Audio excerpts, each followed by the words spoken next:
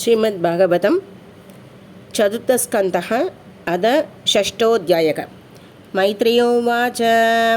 अध देवगणा सर्वे रुद्राणीकै पराजिताः शूलपट्टिशनित्रिंश कथापरिकमुत्करैः सञ्छिन्नभिन्न सर्वाङ्गा सर्वे क्षभ्याभयाकुलाः स्वयंभुवे नमस्कृत्य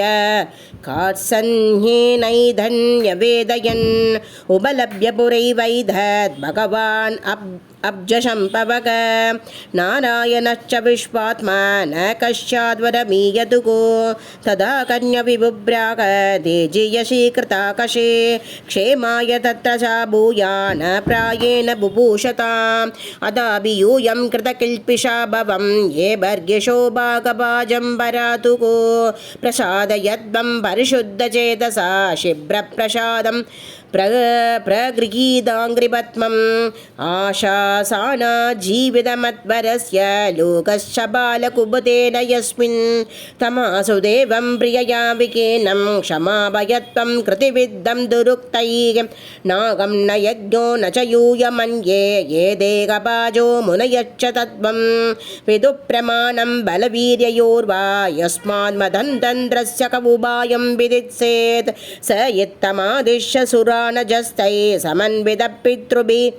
सप्रजेशैः ययौ स्वदिष्ण्यानिलयं पुरत्वे विष कैलासमत्रिप्रवरं प्रियं प्रभोगो जन्म औषधी तभो मन्त्रयोग सिद्धैर्नरेतरैः जुष्टं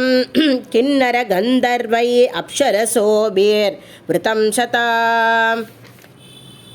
नानामणिमयै शृङ्गैः नानाधातुविचित्रितैः नानातृमलदाकुल्मैः नानामृगगणावृतैः नानामलप्रसरवनैः नानागन्धरशानुभिः रमणं विहरन्दीनां रमणे सिद्धयोषिता मयूरकेकाभिरुतं मदान्दालीविमूर्छितं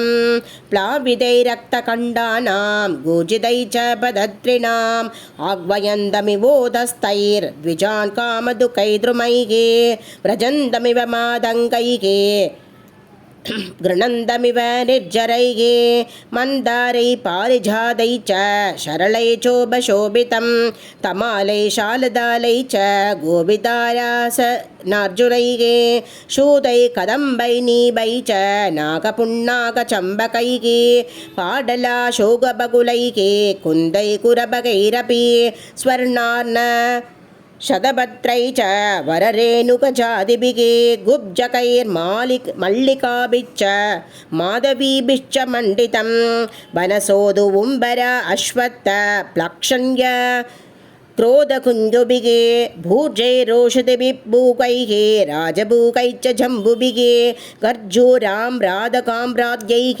प्रियालमधुकेङ्गुतैः तृमजातिभिरन्यै च राजितं वेणुकीचकैः कुमुदोद्बलकल्हार शतभद्रवानर्तिभिः नलिनीषु कलं गोजकबृन्दोपशोभितं मृगैः शाघामृगैः क्रोडैर्मृगेन्द्रैर्वृक्षशल्यकैः